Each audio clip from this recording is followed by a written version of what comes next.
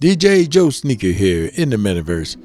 Today's video covers how things can get misconstrued during election time. Please pay attention. Welcome to The Explainer. Today we're going to deconstruct a political speech that's, well, it's unlike anything you've ever heard. It comes from a fictional politician named Bosco, and it's absolutely hilarious, completely bizarre, and honestly, a masterclass in satire. So let's break down how it perfectly mimics and totally mocks the playbook of modern politics. Okay, let's just start right at the beginning, because this is perfect. Bosco's speech kicks off with this incredible fumble. He can't even get his greeting right. You know, it's so clumsy and awkward, and it immediately tells you this is not your typical polished politician. And here he is, ladies and gentlemen, without further ado, your candidate, Bosco for president.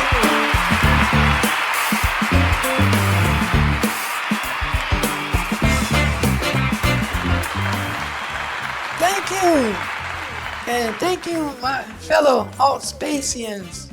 AltSpacers. I got it. Thank you, my fellow AltSpacers, for your support. It just sets this wonderfully comedic and off-kilter tone for everything that's about to come. So the way this whole thing is framed is like a live breaking news broadcast. You've got this world-known politician, Bosco, throwing his hat in the ring. But here's the first huge twist. He's not running for president of a country or anything normal like that. Nope, he's running for president of all space. I mean, right away, the premise is so grand and so absurd that it just lays the groundwork for all the satire to follow. Well, the first problem is that he was running for president of AltSpace. They just mispronounced it. I am here today, as many of you know, as a candidate for president of AltSpace. And here I am. Now, where was the last guy when we had that big disaster? So how does Bosco kick off his actual pitch? Well, he pulls a classic move straight out of the political playbook. He tries to unite everyone by bringing up a shared traumatic memory. This is textbook stuff, right? First, you create a sense of crisis, and then you position yourself as the only strong leader who can possibly fix it. And he's not vague about it either. He points to a very specific, though totally fictional, disaster, the famous hurricane of 435. You remember the hurricane, the famous hurricane of 435. I have a clip right here. My people have provided us with a clip of that newsreel so you can be reminded of what we went through. Roll the clip. And to really sell it, he even claims to have a newsreel clip, a piece of so-called evidence to remind everyone just how chaotic and terrible things were. Okay, and this is where the satire just gets so good. The evidence he presents, it's complete and utter gibberish. Roll the clip. May be advised to evacuate. We have a report from the field. Things do not look good right now. And because of all the increased traffic, the internet is running behind. The news report is talking about missing murders and how the luxury outlet store Addictions has been hit. We have missing words. The luxury outlet store Addictions has been hit. And then there's some that used to be with PC and Quest are only going to work with Quest so far because they're still rebuilding their world. They're trying to get everything back to normal. I mean, what does that even mean? This is the brilliant part. He's using a very real political tactic, but filling it with absolute nonsense to show you just how hollow and formulaic the tactic itself can be. All right, so once he's manufactured this sense of crisis, what's Bosco's very next move? It's textbook. He immediately pivots to attacking his opponent. Back to you in the studio, JoeSneaker. Now, where was the other guy? The incompetent. Is it incompetent or incompetent? The incompetent guy. We're going to call him what it is. Now, where was the incompetent guy when all this was going on? See? He's created a problem, and now he's going to give the people a villain to blame for it. He doesn't just call his rival incompetent. No, that's too simple. He calls him the incompetent guy. It's this deliberate, kind of goofy mispronunciation that sticks in your head, and works as this constant little jab. And then, of course, he asks that classic question: where was the accompanying guy when all this was going down?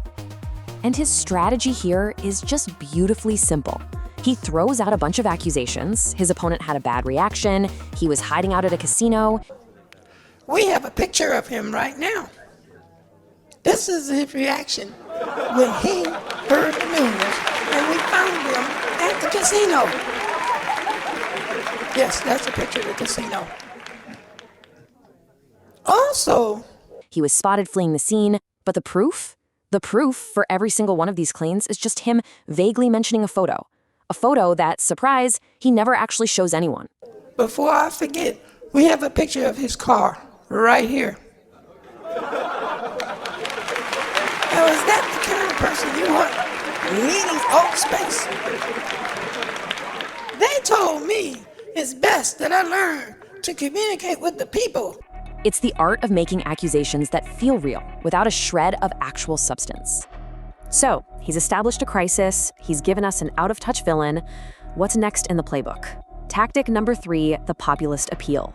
This is where he tries to position himself as the authentic, relatable man of the people. You know, someone totally different from the so-called elites. And how does he do it? Oh, it's perfect. He claims his speechwriter just happened to get sick. Well, guess what? My speechwriter just happened to have a little bit of illness and did not show up today, so I wrote my own speech. So, gosh, he had no choice but to write his own speech. This is such a classic trick. It lets him frame his entire message not as some polished, pre-packaged thing, but as a raw, honest, straight-from-the-heart message to you, the people. But this next line, this is the real kicker. And this is the kind of speech that I learned that gets through to the people. Now, it says here, I am not too proud to beg. He delivers the phrase, I am not too proud to beg, and then he literally tells the audience that this is the kind of stuff he's learned gets through to the people. And I second that emotion. It's this amazing satirical moment where he's basically admitting he knows the formula for sounding authentic while trying to sound authentic. It's brilliant. Now, for his grand finale, Bosco takes his attacks and just launches them into pure, unfiltered absurdity. I mean, if you thought missing murders was weird, just wait. His final point goes to a whole new level of nonsense. He accuses his rival of locking up someone named Innocent Puppy. Now, the last thing I want to say is that this guy actually locked up Innocent Puppy. Now, everyone knows the Innocent Puppy was not at the Boom Boom Room when that happened. The name itself is just designed to make you feel something, right? But then his defense of the puppy is completely meaningless. He says, everyone knows the Innocent Puppy was not at the bootable room when that happened. It's a sentence that sounds like an alibi, but if you actually think about it, it conveys zero real information. It's just noise. Let me clear something up. Oh, okay. Everybody knows Innocent Puppy was not in the Boom Boom Room. Y'all remember that night in the Boom Boom Room? That night when everybody got arrested? How do you go from this to this?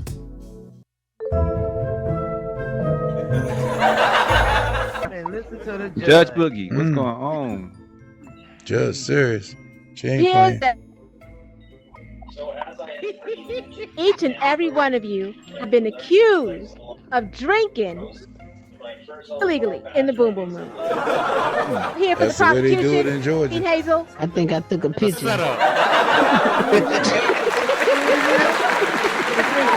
But what happens in the Boom Boom Room stayed in the Boom Boom Room. Shout out to the Boom Boom Room. AltSpace. The Innocent Puppy was not at the Boom Boom Room when that happened. That's all I have for today. Vote for me. Bosco the Congressman. Thank you. So what's the takeaway from all this? Well, when you deconstruct Bosco's speech, you really see the genius of great satire. It takes that familiar political playbook, create a crisis, attack your opponent, act like you're one of the people, and it just pumps it full of pure absurdity. And by doing that, it exposes just how manipulative and, frankly, how formulaic those strategies can really be. And that really leaves us with a pretty important question to think about. Bosco's speech is fiction, a parody, but let's be honest, it hits kind of close to home sometimes. In an age where real-world political talk can often feel just as absurd, how do we decide what and who is actually persuasive? What do we choose to believe?